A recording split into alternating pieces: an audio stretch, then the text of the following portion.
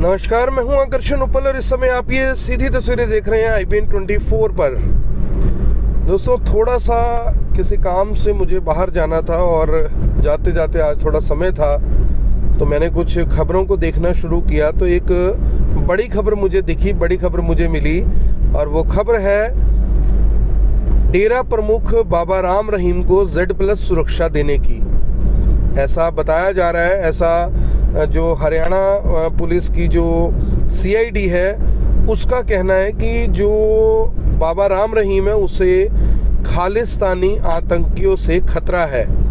ये खतरा तब है जब बाबा राम रहीम की सिक्योरिटी में हरियाणा पुलिस के जवान, हरियाणा पुलिस के कमांडोज को तैनात किया गया है। ये सुरक्षा ऐसे समय में दी गई है जब बाबा राम रहीम को 21 दिन की फरलो मिली है। ये सुरक्षा तब दी गई है जब बाबा राम रहीम हत्या और रेप जैसे मामलों में जेल के अंदर बंद थे। ये सुरक्षा ऐसे समय में दी गई है जब बाबा राम रहीम सिर्फ 21 दिन के लिए बाहर आए और कुछ ही दिनों बाद वो 21 दिन खत्म हो जाएंगे। हालांकि इस बात को चुनौती दी गई है माननीय पंजाब और हरियाणा उच्च न्यायालय में कि बाबा राम रहीम को जो फरलो दी गई है वो गलत तरीके से दी गई है और हरियाणा सरकार ने उसमें अपना पक्ष दिया है। पक्ष ये है कि जो फरलो है वो उनका नैतिक अधिकार है। आज यहाँ पर बात बाबा राम रहीम की नहीं करेंगे, आज बात करेंगे आम आदमी की, आज बात करेंगे कुमार विश्वास की, आज बात करेंगे आपकी और आज बात करेंगे मेरी।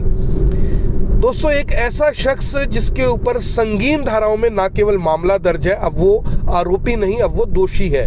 दोषी का मतलब ये कि जो हमारे देश का कोर्ट है, हमारे देश का कानून है, उसने एक ऐसे शख्स को मान लिया है कि वो आरोपी से ना होकर दोषी है। जिसके ऊपर मर्डर के आरोप थे, वो जो आरोप थे वो सही पाए गए, जो रेप के आरोप थे वो सही पाए गए। अभी और भी जो मामले हैं डेरा प्रमुख बाबा राम रहीम के ऊपर चल रहे हैं। ऐसे समय में उनको Z+ सुरक्षा देना जाहिर तौर पर किसी भी इंसान की ज़िंदगी हो वो बहुत ज़्यादा कीमती है, चाहे वो मेरी हो, आपकी हो, सड़क चलते किसी भी आदमी की हो। लेकिन डेरा प्रमुख के ऊपर इतनी रहम किस लिए, डेरा प्रमुख के ऊपर इतनी यानी कि जो रहमो करम है वो किस लिए, डेरा प्रमुख के ऊपर सरकार की मेहरबानी किस लिए? सवाल यहाँ पर डेरा प्रमुख का नहीं है, सवाल यहाँ पर ये है कि कुमार विश्वास जो एक बयान देते हैं किसके खिलाफ? अरविंद केजरीवाल के खिलाफ।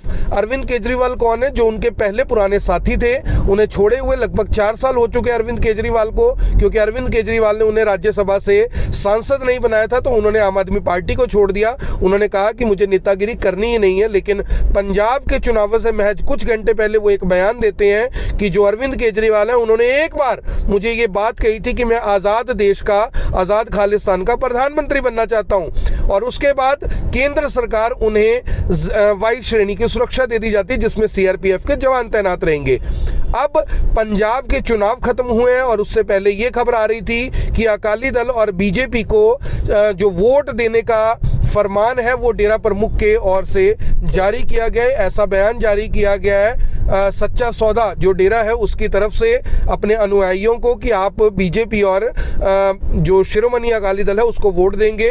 और ऐसा ऐलान होने के कुछ घंटे बाद ही सुरक्षा दे दी जाती है बाबा राम रहीम को, वो भी Z+ सुरक्षा। जबकि पहले से जो बाबा राम रहीम है वो ऑलरेडी हरियाणा पुलिस की सुरक्षा घेरे में है, हरियाणा पुलिस के जो कमांडोज हैं उनकी सुरक्षा घेरे में है। DSP SP स्तर के जो अधिकारी हैं वो उनकी सुरक्षा में लगे हुए हैं। लेकिन Z+ सुरक्षा देना आम आदमी देखिए कितना बड़ा इसके ऊपर सवाल उठा रहा है कि इस देश के अंदर रोजाना कितने ही लोग ऐसे मुकदमे दर्ज करवाते हैं जिसमें उनको जान से मारने की धमकी मिलती है। मैंने खुद ऐसे कुछ लोगों के ऊपर मामले दर्ज करवाए हुए हैं जिन्होंने मुझे जान से मारने की, मुझे और मेरे परिवार को जान से मारने की धमकी दी थी। मेरे ऊपर एक बार अटैक भी हुआ। उसके बाद मुख्यमंत्री मनोहर लाल खट्टर के निर्देश पर मुझे भी पुलिस सुरक्षा दी गई थी।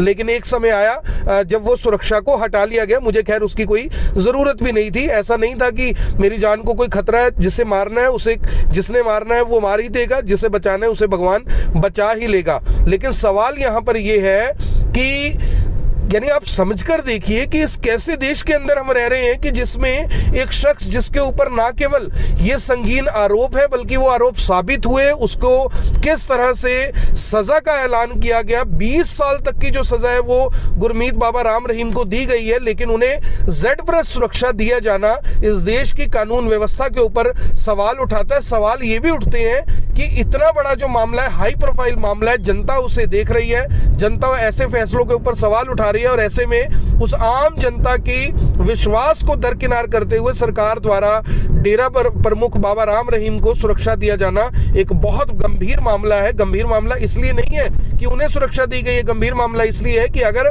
आप रसूखदार हैं, अगर आप अमीर हैं, अगर आप वोटों का पोलराइजेशन कर सकते हैं, अगर आप किसी पार्टी को वोट दिलवा सकते हैं, तो आपके आगे पीछे वो पार्टियां दुम हिलाती हुई नजर आएंगी, वो नेता दुम हिलाते हुए नजर आएंगे और आपको सुरक्षा दे दी जाएगी, Z+ सुरक्षा।